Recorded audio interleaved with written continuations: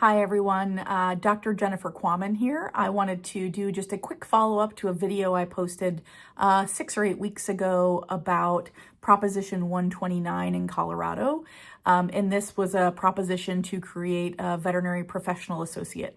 We now have a vote. We know that that passed by a 52-48 margin. And now we have an opportunity to really impact what this is going to be.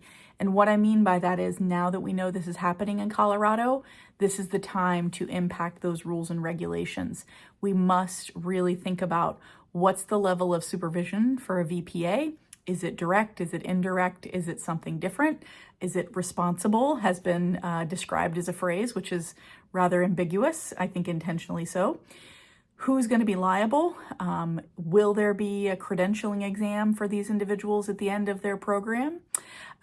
Where will the public go if something is going great or if something is not going great? How will this impact our veterinary technicians?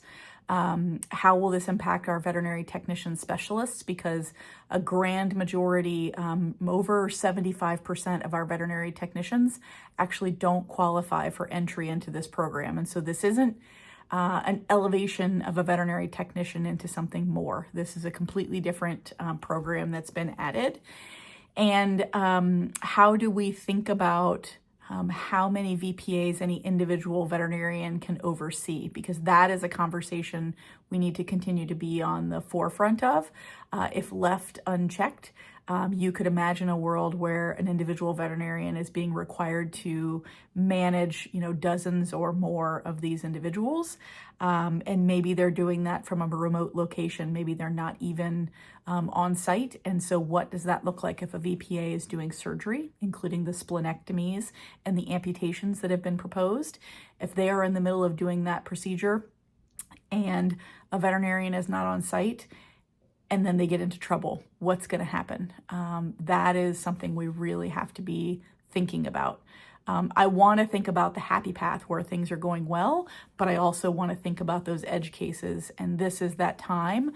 We have until January of 26 when this will, officially get enacted to get those rules and regulations in place in Colorado. And so if you want to know more, I'm happy to share more. I've got a longer full-length video that talks about some other topics. And this is a conversation that will continue to happen in the profession. So I want you to really think about our veterinary technicians. I want you to think about our veterinary students. I want you to think about our current veterinarians, our practice managers, and what this is going to do to impact each and every one of them.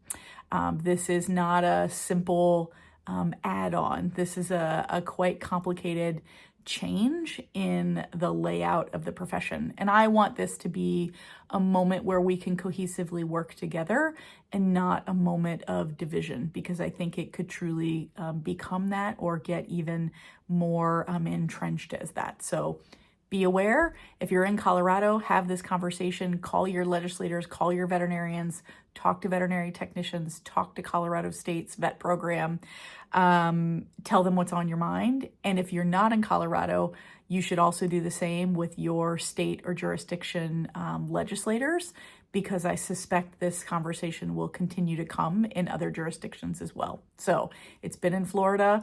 It was in Colorado for about 3 years in the regular legislative process prior to this getting pushed through. And so there's more and more coming. And I think this could really be an opportunity for us to truly unite as a profession and think about what that might look like. So if you have questions or have thoughts, I'm happy to answer them. If you want to know who supports this, I tell you, follow the money.